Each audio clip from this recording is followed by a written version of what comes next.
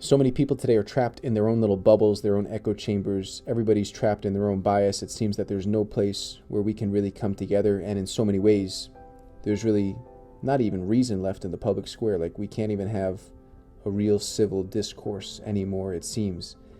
And so much of mankind's history has just been about bringing about unity, like bringing everybody or winning everybody over to one's side, to one's team.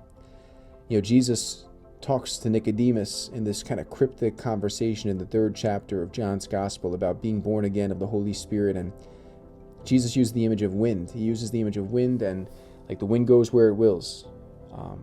And interestingly, in John's Gospel, the word for wind is pneuma, and the word for spirit is pneuma in Greek. And it was the translators who took it upon themselves to translate pneuma as either wind or spirit. But for anybody who would have read John's Gospel in the original Greek, it would have been the same word, pneuma.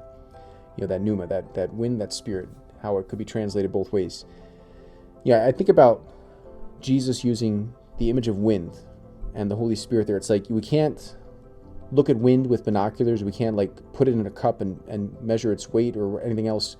But we see its effects. We see that it's present. We judge it being present by other means. You think of a wind turbine.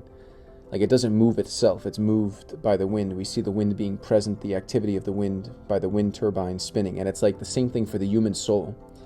The human soul, kind of like a wind turbine. When the spirit is active in the soul, the soul is most fully alive. The soul manifests the fruits of the Holy Spirit that St. Paul talks about in his letter to the Galatians. The soul becomes alive through the Holy Spirit. We see the Holy Spirit's activity through a soul that's given over to it. And I think about the Holy Spirit, and I think about unity, because when we read in the Acts of the Apostles how the community of believers, the early church, was of one mind and one heart, and how nobody even held possessions of their own. They placed everything at the feet of the apostles. It's that kind of unity does not come about by our own willpower, by our own clever arguments, by insulting the other side, or by trying to outwit the other side, or to be more clever. It does not come about by our own willpower. That's something that can only come about through the power of God. And how many times in the world today are we blown around by so many other things than the Holy Spirit?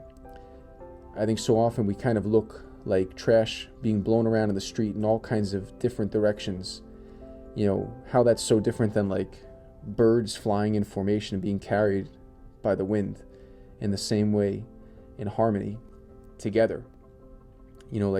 That Holy Spirit power, that's the only thing that could bring about people coming together in one heart, one mind, to hold nothing for themselves, to sacrifice themselves for each other, to have that kind of community of love, that belonging that our hearts are made for. So that Holy Spirit power is what the Lord wants to give to me and to you, to bring us together, to be of one mind and one heart, and to be born again, to die to all these ways of the world that just bring about more and more division, the world that's given over to the power of the evil one, but the Holy Spirit making us born again so that we can have that new life and that unity that only God can give. Born once, die twice. Born twice, die once. God bless you.